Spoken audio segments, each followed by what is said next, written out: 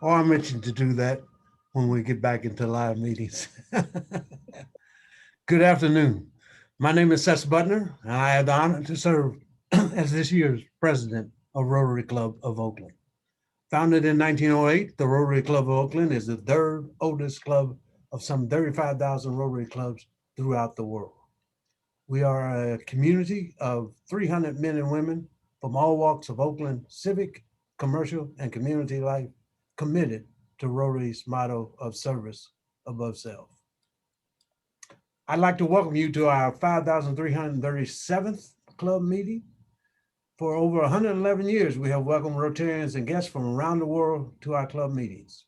We continue to do so virtually, so if you're a visiting Rotarian or if you're a guest of a Rotarian, please let us know by typing your name and the name of your club into the chat box located at the center bottom of your screen as indicated by the red arrow on the slide you're viewing now. By doing so, we will be able to recognize you later in this meeting. Also, we recommend that you use the button in the upper right-hand corner of your screen to put it in speaker view. And if you have comments throughout the meeting or questions or speak for the speaker, please use the chat button at the bottom of the screen for that as well. And now for our thought for today, Rotarian Stephanie Casenza. Thank you, President Ces. Good afternoon, fellow Rotarians. Today, I'm going to share a comment from a Supreme Court case that the majority opinion was written by Chief Justice Earl Warren back in 1959. And for those of you who may not remember, Earl Warren was governor of California. He was the chair of the California Republican Party. He was also Attorney General of Alameda County and a resident of Oakland. Here is the quote. The police must obey the law while enforcing the law, that in the end, life and liberty can be as much endangered from illegal methods used to convict those thought to be criminals as from acting criminals themselves, actual criminals themselves. I can't speak today. Anyway, so interesting thought. This was written in 1959. Thank you, Stephanie, for that thought for the day. That's interesting, given our topic for the day. Yes. I thank you for setting the tone for the meeting with that thought. Because we want to remain grounded and focused, we begin our meetings by jointly reciting our vision, which is, together, we see a world where people unite and take action to create lasting change across the globe, in our communities, and in ourselves. Hope you enjoyed last week's meeting where, oh, that's right, we didn't have a meeting last week. The meeting with the first 5 club will be rescheduled. The RI President-elect Shakar Mehta had to drop out at the last minute for personal reasons, but has assured us he will reschedule. I'm sure the first 5 group, I think we meet next Wednesday, I believe it is, and we'll get together and figure out when we will reschedule that meeting for. Our last meeting 2 weeks ago that featured General H.R. McMaster was phenomenal. I thought it was one of the most interesting and engaging speakers we've had at number 3 this year. Even though I can't say I agree with everything he said, he was well informed and delivered his message professionally. I hope you agree with me that that's what we want here as speakers that challenge us to rethink and prove our positions on the topics, which we might have some to think about today. Anyway, today we will change the structure of our meeting to accommodate our speaker. So we'll have our speaker go first and then conduct our club business. So sit back and enjoy another in our great Civic Thursday meetings where you can catch a great speaker and get involved with Rotary, where service above self exists. Past District Governor Ed Jelen, do we have any visiting Rotarians or guests? Indeed we do, President Ces. First, we have a visiting Rotarian from the Rotary Club of Ellsworth Noontime, which is in the state of Maine, which, by the way, is the home state of 1884 presidential candidate James G. Blaine. Just a little factoid for you. Anyway, pleased to welcome Michael Fisher from the Rotary Club of Ellsworth Noontime. Welcome, Michael. And then we also have with us Christine Sanders Berg. Welcome, Christine. Thank you for joining our meeting. And that's it, President Ces. Thank you, Ed, and welcome all guests. Now we'll have Karstuki World Community Service Committee Co-Chair, Renea Webb. Will you do us the honor of introducing this week's Civic Thursday speaker? Thank you, President Ces. Good afternoon, fellow Rotarians and guests. It's my honor to introduce our speaker today. He's an Oakland native, a McClymonds and Cal State Sacramento alum, and has bravely served Oakland on our police force 22 years and counting. On a personal note, I could say that whether it be during community meetings or contentious public meetings or while patrolling our street, I can say that Chief Armstrong has treated our community with respect, compassion, and at a high level of integrity. And for that, I thank him. I know we're all excited to hear from him today and to hear about his plans and goals for Oakland. So without further ado, please give a warm welcome to Chief Armstrong. Very good. Chief.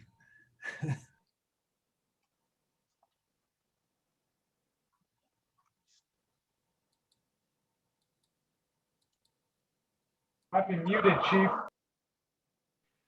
Are you muted?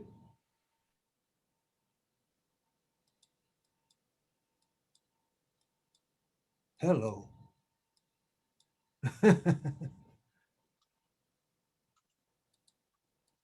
We got little technical difficulties here. We will finally figure this out when we're back in the ballroom. Yeah.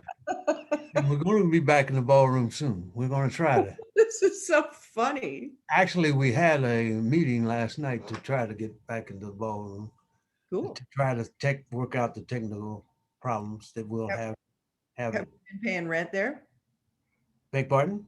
Have we been paying rent? Seth, he's just coming in the meeting. Okay. Very good. I know he's on a tight schedule. He has to be at 1 o'clock. I think he has to go to a national meeting. The president calls. I guess he got to listen to that on policing that he has to join. He's been asked to join. Awesome. And I see that he's on. Welcome, Chief Armstrong. You missed your introduction, but we're so happy to have you. So the floor is yours now. Well, thank you for having me. At first, I must say apologize for being a little tardy. My federal monitor is in town virtually, if you would. And so we're having our mandatory federal meetings, but he was understanding enough to give me a minute to step away and meet with you all. And so I appreciate that. And so an honor to be here. I must say that I thank Ms. Webb for a long sort of, relationship that we have had since I was a captain in Area 1, and just, her being there, as a part of the community and supporting the work that we're doing at the Oakland Police Department to try to improve the way in which we provide public service, public safety in the city of Oakland. So the first thing I say is for me, you heard my bio, obviously I'm rooted in Oakland. I'm a kid that's born and raised in West Oakland, and I always have to emphasize that. And the reason I emphasize it is because there for many years have not, there has been a heavy emphasis on other parts of the city and highlighting the success of those that have made it out of those areas, and not much attention to West Oakland in particular, the sort of McClymonds connection. connection that I have and want to highlight the tremendous history we have here at McClymonds High School. And so just an honor to represent that high school in my community. What I bring to the police department is really now in my 26th year of law enforcement. It is, for me, as someone that grew up in Oakland and was born and raised here, and also a family who was impacted by violence, I understand what it's like to live in a community where you don't trust law enforcement and don't have a relationship with law enforcement. And so it's always been my goal to be that bridge in between the community and the police department. And so I really think right now in this moment, right, as we watch the narrative happening nationally, and we see incident after incident continuing to occur in our country, it says that there is a tremendous need for police reform. There's a need for policing across this country to examine the way in which it polices communities, particularly communities of color. To acknowledge that there is a way in which we can do this that doesn't have to negatively impact people. It's a way that we can do this that's centered around fairness and justice and constitutional policing practice that allow, I believe, the Oakland Police Department to be a model for other agencies across the country about how you do it the right way. And so I think some of the things that we're currently doing, I think, are going to be, things that other cities look to. Having a police commission that is the most, has the most authority of any police commission in the country, with even the authority to actually fire the chief. And I must say, if it wasn't for that police commission, I probably wouldn't be sitting in this seat today. This is the first election process that was led by community, and they made a clear, directive as to what they were looking for in the next chief of police. And I'm glad that they were looking for someone that actually wanted to be in the seat, but also had a connection with the community, knows and understands what Oakland stands for. This is a city built on social justice. If somebody's going to speak up, they're going to speak up in Oakland. And that's just how it goes. And so I recognize that. And so that prepares me for this moment. I also say that I'm also honored to lead what I believe is the hardest working police department in the country. And I don't just say that because I'm the leader of the organization. I say it because it's been proven through research and data that these officers, the 711 officers that we currently have on the force, take more calls for service, emergency service, than any other police department in the country. That we are dealing with violent crime rates like we haven't seen in many years, and that we are still doing our best to practice what I believe is what evidence-based strategies on addressing crime, and not just doing what we traditionally have done. Traditionally, police departments, when they seen spikes in violence, they would send every police officer they had out into the community and said, with the idea of arresting as many people as you could. Right? That was the way we addressed crime. We felt like if the numbers of arrests would demonstrate that we were actually protecting the community. But we police in a different way now, very strategic and very focused, really focusing on the small percentage of people that actually drive violent crime in Oakland. And I believe when you focus on those people, I don't care what community you come from, I think people want to live in a safe community. They want to live in peace. And there are some people in our city and some communities that unfortunately don't live in safety or peace. And so I hear their voices. I hear the calls for action, but I hear also the calls for doing it in a responsible way. And so that's really what my focus is trying to build trust with our community, demonstrate to people that we want to do our jobs in a way in which people don't see us as somebody that they fear. I grew up fearing police. When I walk, if I see the police car drive down the street as I was walking from home to the store, I'd be afraid that I was going to have an encounter that could lead to something really bad. I think I want to, hopefully bring something to the department that allows community to feel like I don't have to like you or love you, but at least I can respect you and respect what you do. And know that I'm not going to be impacted by your focus on public safety if I'm not involved in criminal activity. So I think we're on the way. There's been calls for defunding. I think that I believe that is not a time to defund in the midst of when we see loss of life at the rate that we're seeing it. And if you are going to defund, I think that you have to talk about what is going to be the alternative. What does that look like, and what does that alternative, provide that can fill that gap? How can that alternative make Oakland safer? I think the police chief in a city, in any city's first responsibility is to make that city safe. That city should get safer. It also his responsibility to hold his officers accountable, making sure that there are policies and practices in place that officers clearly understand what they can and cannot do. And I think you have to be courageous as a leader in policing to say when someone is not suited to be a police officer in your city and they're doing things that are impacting your community, you have to have the courage to say they no longer should be police officers. And that's what I've been very clear within this department about, that if you do something that is outside of policy, if you do something that violates the law, that we're all accountable.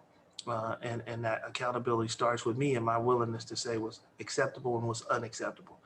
So I've done a lot of talking about that and talk about my community policing. I've seen that in the chat. I believe community policing is the foundation of policing, right? That law enforcement can't solve this problem alone, right? The idea that I often tell staff and community members that you can't arrest your way out of a violence problem, right? That it has to be done in collaboration with community. It has to be one in which we have a shared mission together, that law enforcement clearly has a role to play, but I think the best way, to prevent crime from happening is for those that are engaged in it to not actually commit it, right? People ask me, what's the simplest way to reduce gun violence? I say the simplest way for people to not pick up guns and use them, right? So if we as a community can find alternatives to criminal activity, if we can find ways for people to resolve conflict without the need to pick up a weapon and use it against another person, I think that is the starting point. And that's community, right? That is us, working with family, working with friends, neighbors, all coming together to try to say to people that we can resolve some of these issues without needing to take the life of someone else. And so there's some work to be done. And I've put together a clergy, what I call a chaplain outreach group that I'm putting together. We had our first meeting yesterday. I'm looking to put 30 chaplains together that will be actually responding out to violent crime scenes. But also with 45 homicides, you've touched 45 families. Right? Remembering that I often say to people that these are more than just numbers, right? These are people, these are human beings, these are people's family members, these are people's loved ones, and they leave behind trauma, they leave behind pain, and they leave behind hurt. How do you address a community that is in pain? Right? If you have a year like we're currently having with 45 homicides, but then you take into consideration that last year in 2020, we had 102 homicides. So within 18 months, under 18 months, you have 147 people who have lost their lives in the city. That's 147 families. How do you begin to address the hurt and pain that those 147 families are feeling? I often tell people hurt other people. How do we deal with the hurt and pain that's in our community? How we deal with the trauma so that this cycle does not continue? And so that means I have to partner with our Department of Violence Prevention, which is doing a lot of great work around violence interruption. I have to partner with our clergy groups that are doing a lot of what we call custom notifications, going out and custom messages to those at the highest risk. Our ceasefire strategy is one that I truly believe in. It's been successful, but I also recognize that the pandemic has caused us to obviously not be able to practice things in the way we have done them traditionally because of the restrictions. But I think as things begin to open up and vaccinations go up, I think we'll at some point be able to practice the strategies that we've done in the past that has led to tremendous success for the city of Oakland. So I'll stop there and I'll take whatever questions you might have for me in the time that I'll be with. All right. Thank you so much, Chief. Everyone's excited to see you, and I think we do have a few questions. Susie, are you going to do questions for us today? Yes, I'm ready to ask the Chief some questions. So the first question comes from President-elect once removed, Mary Jiang. Chief Armstrong, there has been a lot of anti-Asian hate crimes against Asian Americans in Oakland, Chinatown. Many people have volunteered to walk around to patrol Chinatown, which carries some inherent risks. What is your department doing to protect Oakland, Chinatown? do you have Asian police officers patrolling Oakland Chinatown? And I'm going to add to that. I know New York has some undercover officers that have been able to help out. So I just wanted to add that to Mary's question. Yeah, so this has been something that was my focus since day one. We had seen an increase in Asian crimes. And so what I did immediately was I assigned an officer. It is my liaison officer to Chinatown. This officer is monolingual.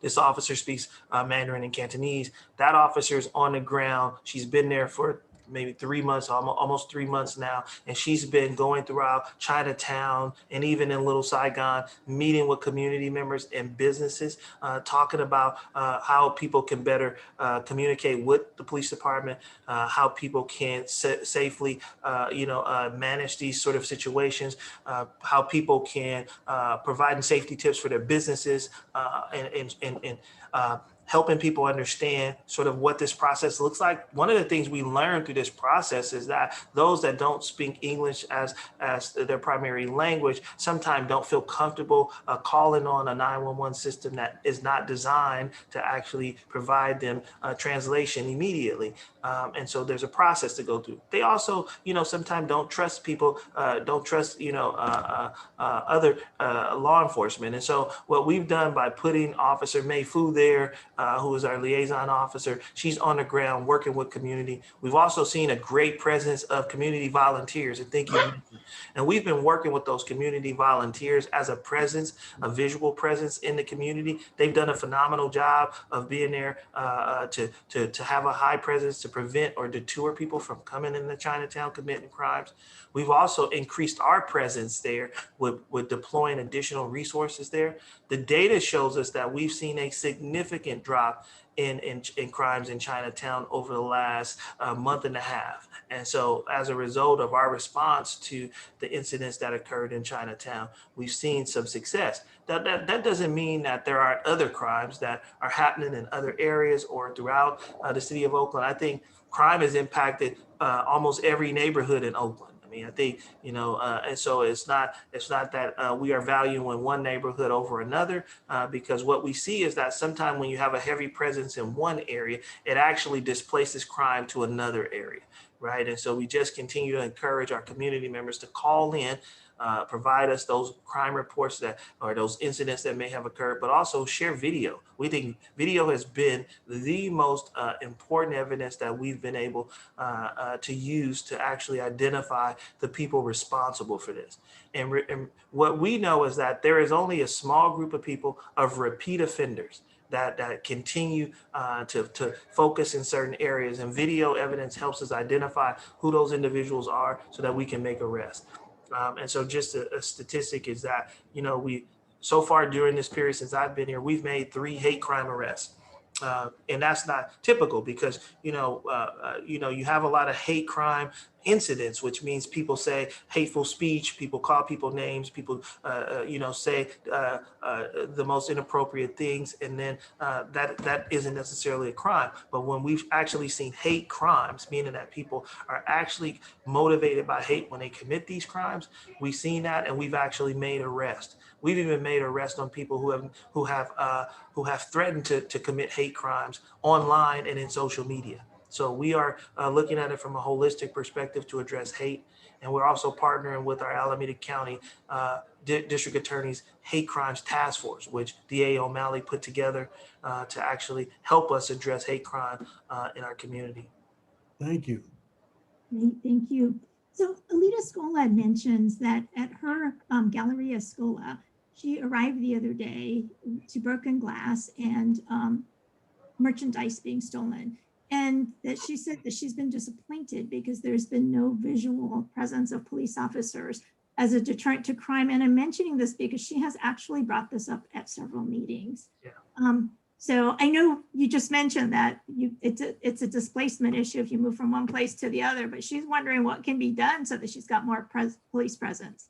Yeah, I think this is, the narrative that we're trying to sort of manage, right? When people say, defund the police and we don't need police, I think it has, an overall impact on the resources that we have to be able to actually do that extra patrol, right? I think when, the smaller department becomes, the less it can actually do.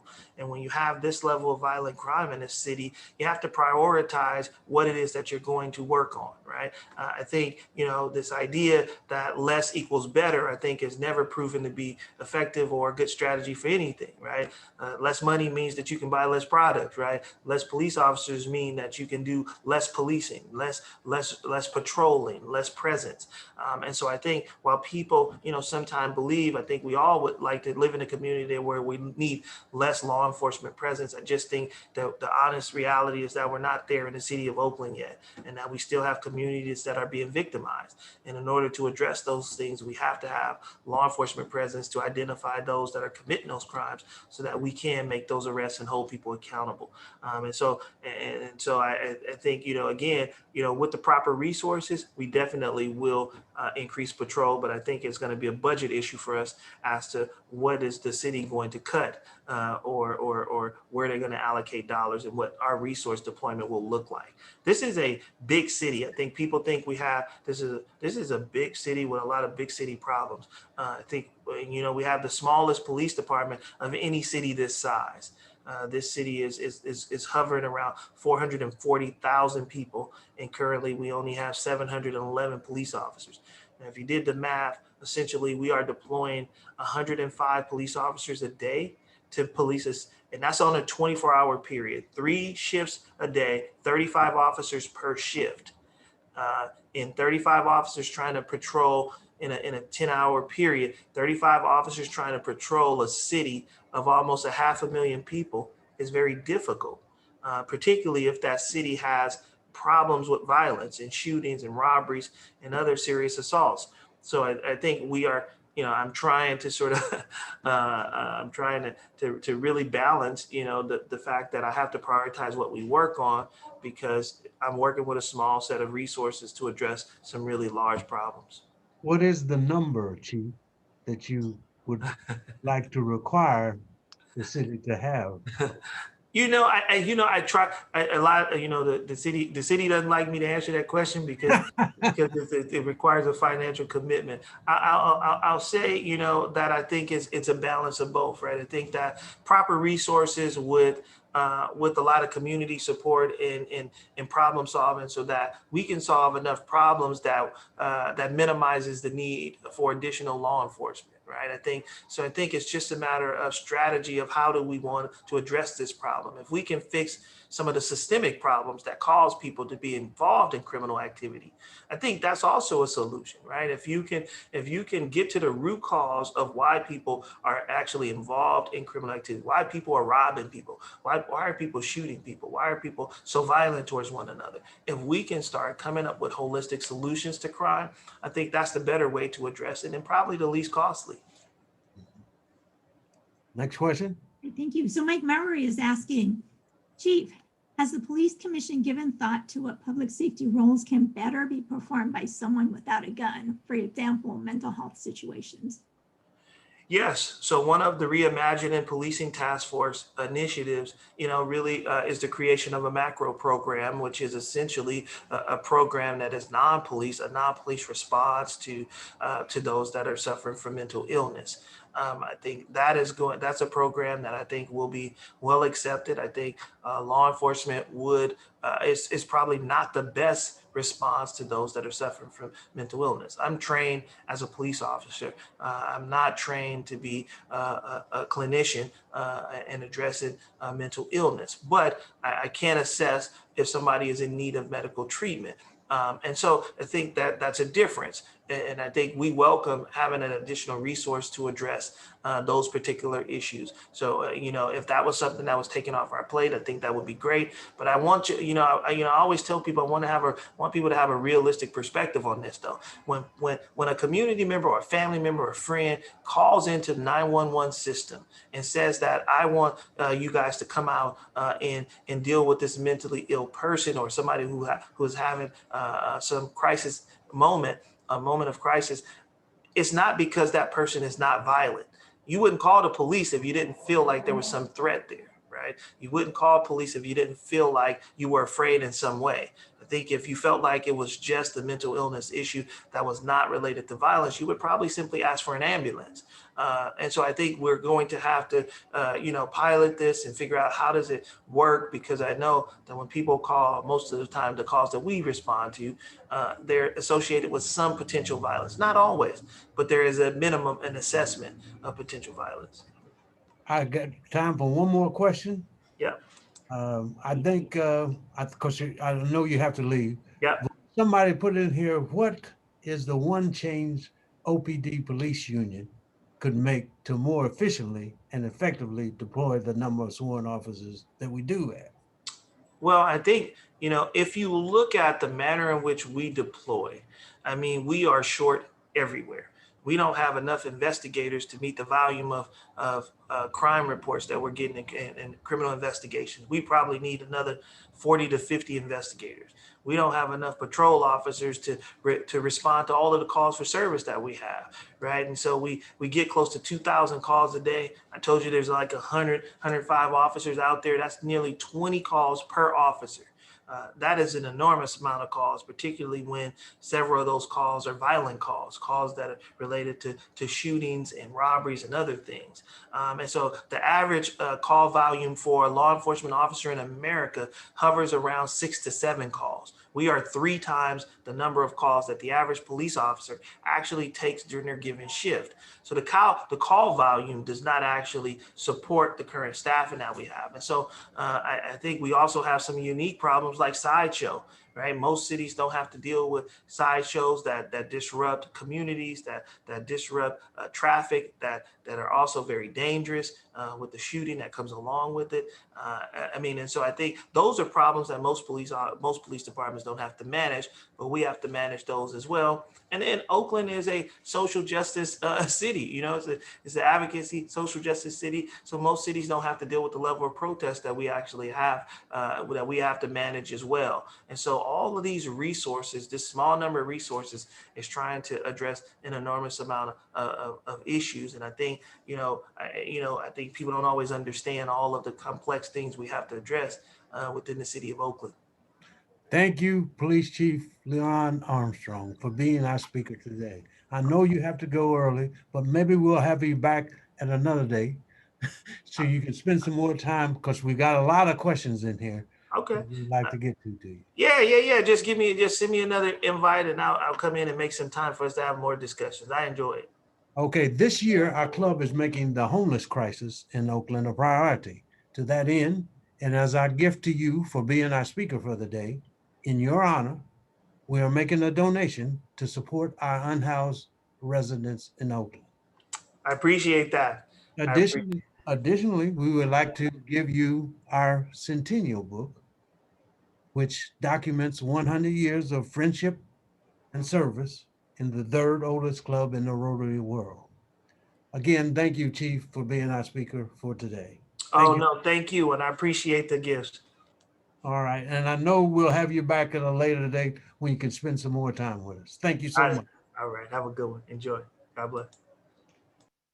Now, that's a little different. We had our speaker first because the speaker had to go. He had another meeting he had to get to.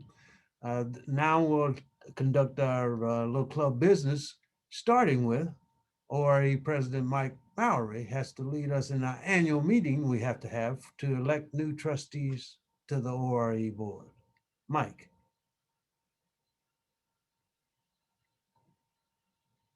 Hello, Mike.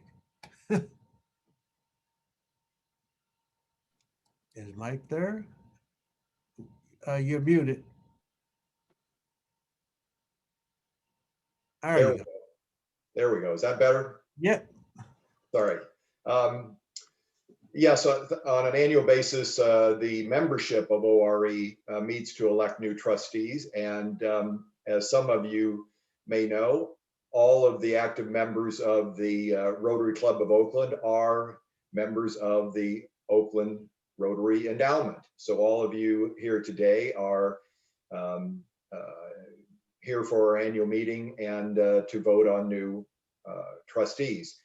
So I will now call to order the annual meeting of the Oakland Rotary Endowment. We have 4 trustees whose 3-year terms are expiring at the end of June. And those are Jim Caponegro, Jim Bozenecker, David Kittner, and myself. So the business of this annual meeting is to elect 4 new trustees for 3-year terms beginning July 1. The ORE board has selected a slate of 4 nominees to serve as trustees. Notice of these nominations was posted in the Live Oak, I believe, on April 19th. Those 4 nominees are, drumroll, Ken Benson, CJ Hirschfield, Kim Johnson, and Ruth Stroop. So I don't know if Sandeepa, you can unmute everybody. I wanted to, so that everyone can vote. Can anybody, can I get a motion to? I move that the slate be accepted. I second. All right, thank you.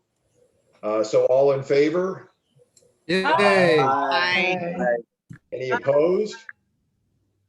All right, the motion has passed. The nominees are hereby elected as ORE trustees for the term beginning July 1. And given that there is no further business, this annual meeting of the members of the Oakland Rotary Endowment is hereby adjourned. Thank you for the election of the newest trustees, and thank you for our outgoing trustees, Jim Caponegro, David Kittner, Jim Bosnecker, and Mike Maurer. On behalf of the club, we owe you all a great deal of gratitude. But you're not done yet, not until July 1. We are in the middle of our annual fundraising campaign, and you must help us reach our monetary and participation goals. I'll give my final plea later, but first, giving us the case for contributing to ORE and explaining just how your ORE dollars are making a difference in our local community. Cerrone Lena, co-chair Stephen Blair. Thank you, President Ces. So I first heard about the Cerrone Lena committee while on a bike ride with fellow Rotarian Fred Morse. I'd mentioned tutoring high school students to him, and he told me about the activities of this committee and how Rotary awarded small scholarships to deserving students, often the first in family to attend college, and then mentored them throughout their career. Their college career. Well, this resonated with me as I was the first in my family to attend college, and I could have used a mentor back then. Well, soon I joined the club and the committee, and I met my first mentee, Marin Bente, an amazing young woman. She was born in Ethiopia, raised by her siblings, first in Italy and then in Oakland. And I was in regular contact with Marin throughout her college years at Middlebury, and have maintained contact with her since her graduation in 2019. She's now studying at Cambridge. Marin has albinism, and while in college started a nonprofit to help women in Africa with albinism, as they are often persecuted. So I'm currently mentoring 2 young women, one at two young men, sorry, one at UC Irvine and the other at UC Merced. Their stories are also inspiring, and working with them allows me to give back in a direct, meaningful, and very enjoyable way. Well, these are just 3 of the more than 50 students that Cerrone Lena program has helped in the 6 years that I've been involved. When I joined, we funded 7 scholarships, and through the generosity of you Rotarians into ORE, this year we're going to fund 10, possibly 11 students. We recently did our annual interviews, and the students we selected are all impressive as well as deserving. And during the last few years, our committee partnered with the East Bay College Fund, which transitioned then to Oakland Promise. And this has been a win-win for both organizations. And this year we started a summer internship program matching our students with Rotarians in business where possible. So working to help students in this way has introduced me to new people and new ways to contribute that I find incredibly rewarding. And the funds for the ORE make this possible. So now you get to hear from Ariel Chen and Vesna Sat, who have benefited from the ORE. They're 2 of our current students. I'll turn it over to them. Thank you, Stephen. So good afternoon, Rotarians. My name is Ariel Chen, and I'm also known as June. And first of all, I'd like to thank Oakland Rotary for giving me the opportunity to speak as a recipient of not just their scholarship, but also as a recipient of their guidance through this very rough and strange transition from high school to college life, especially in the midst of a pandemic, under such odd and unfamiliar circumstances to all of us. I am a recipient of the Cerrone Lena Scholarship, and this has gone far beyond just sparing me thousands of dollars in tuition. It has saved time and allowed me to explore my hobbies and interests much more deeply than I could have ever imagined, especially given the circumstances of using Zoom to communicate with the outside world. Prior to Oakland Rotary awarding me the scholarship, I had originally intended on working despite being a full-time student with other responsibilities to make up for tuition and other academic costs. But Oakland Rotary Scholarship is more than just financial support. I've been able to establish a very strong and trusting relationship with my mentor, Mary Jiang, who I can turn to when I have questions or just need guidance as a first-generation college student who lacked this kind of support throughout high school. Now, navigating this very strange and new world of post-secondary education has been made so much less daunting through the connections and opportunities provided by Oakland Rotary. In November, Mary Jiang asked me if I would be interested in creating a survey to help scholarship recipients such as myself to look for internships within Oakland Rotary Club. I immediately accepted this opportunity, and I too, under this program, was able to find an internship of my own. The time that I will have compromised on by spending it working, I now can spend it exploring what a career in communications and sociology looks like, as I participate as an active member of UC Berkeley's innovative design team that works with real-life clients, and also as an intern for the lovely Rotarian Kathleen Sims of Remax Lifestyles, creating graphics and even having the opportunity to work with her on the upcoming Oakland Rotary fundraiser casino night. Beyond money, Oakland Rotary Scholarship gave me companionship, a means of exploring my own interests, honing my professional skills, and made different opportunities more accessible to me and my peers, because Rotary opens opportunities and cares about my success. I want to commend them for their support during these difficult times, and with that, I'd like to say thank you. And now I will be passing the mic to my fellow student speaker, Vesna. Thank you for that. Thanks for the introduction as well. I'll keep mine a little short and sweet. So my name is Vesna. I'm a third-year MBE student at UC Merced. And I was elected for the Cerrone Lena Scholarship back in 2018. And I was assigned, a scholarship along with a mentor. My mentor's name is John Gressley. He's a really great guy, and they matched me with someone who shares very similar interests within me as well. We're both business people. He's worked in Oakland Housing Authority, and he's offered me so much advice throughout the years, throughout college and just throughout my career. And like June said, one of the things that really helped me a lot this year, balancing classes, because I'm a junior in college, so balancing classes and stuff, I'm also in search of internships. And this year, Rotary gave the opportunities for a lot of internships for students, so that kind of alleviated some of the stress of looking for potential work. It allowed me to focus on my classes while also benefiting off of the financial support they gave me. So I like to say I'm thankful for the Cerrone Lena Scholarship, and I'm honored to be here speaking with all of you. So that being said, that kind of concludes my little spiel. Thank you guys for having me. I think everybody can say we really appreciate you, and this shows you exactly why we're trying to raise the funds to make sure we keep ORE going. I think Mike might want to close out the campaign because this is the end of the campaign. Yes, thank you, President Ces. It's what's difficult to follow the impressive presentations of Ariel and Vesna there. They certainly have shown the value and impact of the work that the Cerrone Lena Scholarship has done, and the mentors, including Steve Blair. Thank you, Steve. As Ces noted, this is the last Civic Thursday presentation of the ORE campaign. In prior weeks, we've had John Holmgren talk about the Kinder Prep Committee and the work it does in all of the Oakland schools with transitional kindergarten students. The work, David Kittner has talked about the work of the Community Service Committee. We had a guest speaker, Sonia Fitz, with BOSS, Building Opportunities for Self-Sufficiency, speak. And now closing out with their Cerrone Lena Scholarship. So this is what the committees funded by the Oakland Rotary Endowment do. It's the impact that the funding from ORE makes in our community. And that impact is only possible because of the generosity of all of you in contributing to ORE. I want to thank Jim Caponegro for leading this campaign this year. Jim did a great job. And certainly last but not least, I want to thank Ces for the incredibly generous match he has given of $50,000 for donations to the Oakland Rotary Endowment. If you have given, thank you very much. We really appreciate your support.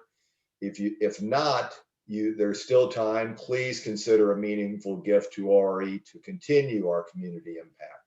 And don't forget to attend our Casino Night Gala on May 22nd. So thank you very much. I'll turn it back to you, Ces. Thank you, Mike. And as we wrap up the campaign, I will give my final.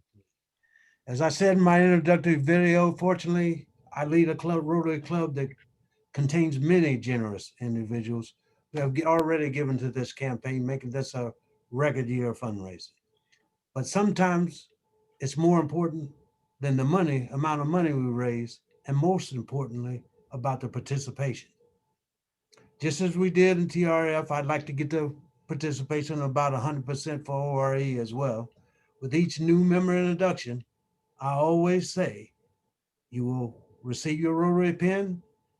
I hope you wear it with pride and find pleasure and fulfillment by 1, attending the meetings, 2, participating in our service activities, 3, practicing service above self, and 4, by contributing to the Rotary Foundation and the Oakland Rotary Endowment. So this is my plea. Make sure that you make your pledge today or your contributions. As a Rotarians, it's your obligation to participate. Remember, your fellow Rotarians, go to the website or call Jesse and make a contribution for at least $25 today, or more generous than that if you can. But let's try to get 100% participation. Thank you so much for all you've done for us. And thank you, Mike and Jim Caponegro, for leading the ORE trustees this year in the campaign. Now, we notice after the campaign, we have the fun event, the gala event that we'll have. And Rotarian Kathleen Sims is chair of that committee right now. So why don't you tell us about that and what you'll do, Kathleen? Good afternoon, Rotarians. I'm checking in to remind you that on May 22nd, we're hosting our casino night. Now, I'm dying to know if anyone has received our fabulous invitations that went out this week. Has anyone received them? Yeah. Yeah, good. And I have to say that June helped design that invitation. Ariel, I think you're calling her Ariel here. I don't know. June, Ariel, she's fabulous. She helped us out on that and just a great worker. Anyway, anyone can come to casino night and be a high roller. I wager you'll have big fun playing blackjack, roulette, and craps at our virtual fundraiser. So get ready to roll the dice, try your luck, and have fun and fundraise. Don't miss out on the action. Now you can register today at biddingowl.com, Oakland Rotary Endowment. I'm typing that into the chat for you. And I'm also putting my phone number in because we are still looking for interesting auction items. It might be a dinner certificate for 2 or a fun getaway. Contact me if you have any ideas or have something to donate. Okay, any questions? I'm gonna send this through the chat to you now. Very good. And then, so make sure the date on it is, and once again, May 20, 20. 2020. All right. 22nd, 2021. 2021, sorry. 2021. Oh my God. All right. Thank you so much, Kathleen. You're welcome. Do we have, I think, AV chair, audio visual chair, Jack Isles? Yeah, thanks, President Ces. Hey guys, just a quick little interruption here. Hope you've all enjoyed the meetings that we've been producing via Zoom. We're looking to go back to a hybrid model. President Ces has talked a little bit about that, but we really need some help on the AV committee. I'm not asking for money. I'm not asking, for a lot, but just a little manpower. So if you've enjoyed these meetings, if you want to keep having Rotary meetings happen via Zoom, we really need some volunteers. So we got a lot of doers here. Don't assume someone else will step up. We need you to step up. So please contact myself or Sandeepa and get involved. It's a fun committee. That's all. Women power also accepted. What'd you say, Sandeepa? Sandeepa. Manpower and women power. Yeah, manpower and women power. Okay, People very power. good. We'll have everybody. We were checking. We had a meeting last night to try to check to make sure we can get the technical problems ironed out for having a meeting at the California Ballroom, or that we can interconnect with the Zoom meetings as well. So it's a little bit tricky, but I know Jack and Sandeepa will figure it out. But we need manpower help, and that's what he's asking for. So we can need some people to maybe come in once in a while to help him out with that. Now we have Communication Chair Isaac Koss-Reed. You have an announcement. Yes, thank you for that. Excited to be here, and I really look forward to seeing everybody in person again soon. In the meantime, celebrating at our wonderful gala that Kathleen and team have put together. I have a couple of slides I wanted to share with you all with some updates and an ask. So let me bring these up. Hopefully everybody can see. Your communications team this year has been quite busy. Wanted to make sure that you all are invited to be distracted for a moment and make sure that you're connected with us on any of these platforms: Facebook, Instagram, LinkedIn, Twitter, YouTube, obviously our website at Live Oak. We currently have one person on the committee who's leading the efforts on each of these platforms, and it's proven a pretty good model for this year to help us increase our reach by double digits across all of these platforms. So we're super excited about that. We also, in terms of what we're sharing, that we wanted to make sure everybody is feeding us great information about, obviously Civic Thursdays, but also all volunteer and other event photos. We're celebrating fundraising with the hashtag Oak Rotary Giving, both raising and donating to organizations. We're trying to do more around member appreciation, both new members as well as existing members. And finally, we're always looking for great information about additional events. And so this, for example, is a recent photo from an Earth Day cleanup that I want to thank Zadie, Keith, and Dudley for coming out and joining me for. It was a really wonderful community event where we got out there into District 7 in Deep East Oakland. And the ask that we have. So we have, in our effort to stay abreast of the latest trends and connect as deeply into the community as possible, we've uncovered that Nextdoor, notwithstanding some of the challenges that platform has faced, is also a great way to get information out to people who are in Oakland. And so the way that platform works is it's really like neighborhood by neighborhood. And we're curious if there's anybody out there who is active in Nextdoor. And if you are, we'd invite you to reach out to us and see if you want to be part of like a volunteer group of Rotary on Nextdoor folks who we can send information to and that you can put out then within your community networks. And then just two other things, we're always looking for great photos. So any events you do, please send them along. And we're looking to diversify the communications team in the year ahead. And so if you want to join communications, come our way. Thanks a lot. And back to you, President Ces. We're recruiting people all the way around here. We got to try to make sure we have people to support all these committees as we continue to grow our club. And I know Dudley appreciates that as well coming up. Now we have Danny Ma for the Business Development Committee has an announcement. Thank you, President said, this is Danny Mai. I'm chairman for the Business Development Committee. Have you guys noticed that the cost of living in the Bay Area has skyrocketed? I mean, not only in the Bay Area, but also around the country as well too, whether it's from buying a house, your rent, even your grocery has gone up. So that increasing cost is called inflation. So what the BDC have for May is that we have a speaker series talking about inflation, and we have our very own Rotarian, Deba Sakara, who is an economist who is working for Charles Schwab, and he's going to talk about inflation. What is it and how to mitigate inflation? So the event is going to be on Thursday, May 20th. It's from 5 o'clock to 6:30. And so if you want to attend the event, I recommend you to go to our website, club website, and register there. I know that, you know, our gala event is on the 22nd. So if you come on May 20th, you will hear about inflation, save you some money so that you can spend on our gala event on the 22nd. So back to you, President Ces. Thank you, Danny. Now Rotarian Bruce Nye, will you tell us about our speaker for our next Civic Thursday meeting? Bruce, are you still there? I know he had to go early.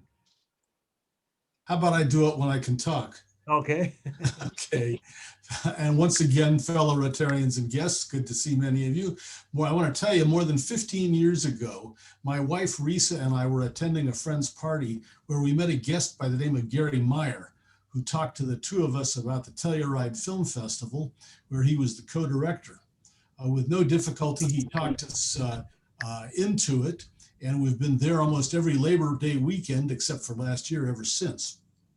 We now know that Gary started his first theater by projecting a film onto the side of a family barn in Napa when he was 12 years old. And then in 1975, he went on to co-found the art film focused Landmark Theaters in 1975, which we certainly attended frequently. And later, for quite a number of years, and for some time, he served as the Telluride Film Festival co-director. Later on, he became a founder of the online magazine Eat, Drink, Films, for which my wife Risa writes on many occasions, as does CJ Hirschfeld. And next week, you can come hear his views about the recent Oscars, the expanded diversity in film, both on and off the screen, and the future of brick and mortar theaters in the post-pandemic world. I'm looking forward to it, so I certainly hope you'll be there and have your popcorn ready. All right. Thank you, Bruce, for that introduction for our speaker next week. Thank you, Stephanie, for the thought for the day. Thank you, Steve, for the case for ORE. Thank you, Kathleen, for the gala announcement. Thank you, Isaac and Danny, for the announcements from your committee, and Jack. And thank you, Renea, for introducing our amazing speaker, the Chief of Police for the Oakland PD. Jesse, before I wrap up this meeting, do we have any more bell ringers? We do have 7 bell ringers today. Okay. Renea Webb and Joe Garacala rang the bell for Chief Armstrong. Stephen Blair rang the bell twice, one for each one of his absolutely fantastic students that he brought to today's meeting. Allison Bliss rang the bell for Steve and his presentation today with these students. Teresa Whalen rang the bell for Alex Paulson and his social hour that he's been doing for the year that has kept her sane. And Kathleen Sims rang the bell for Ariel, the intern that spoke today, that's helped her out in her business. Boy, that's wonderful. Just add, Jess and President Ces, I rang the bell for Chief Armstrong also, somehow. Okay. It got missed. I put it in a message. So we got 8 bell ringers for today. That's a $100 gift. 9. I rang the bell for Ariel also. All right, Mary Jo. That's 9. We're getting on up there. Well, I'll ring the bell one more time for all those wonderful Cerrone Lena scholars too. So that Keith makes too. 1,000 even. Keith also rang the bell. All right, Keith. Now we're going over. Keith got a ring. All right. So I'd like to end this meeting as we always do And that's the way it went at the 5,337th club meeting on April 29th, 2021 in Oakland Rotary number 3, the third oldest Rotary Club in the world. Everyone remember, Rotary opens opportunities for service above self. And for now, this meeting of the Rotary Club of Oakland is adjourned.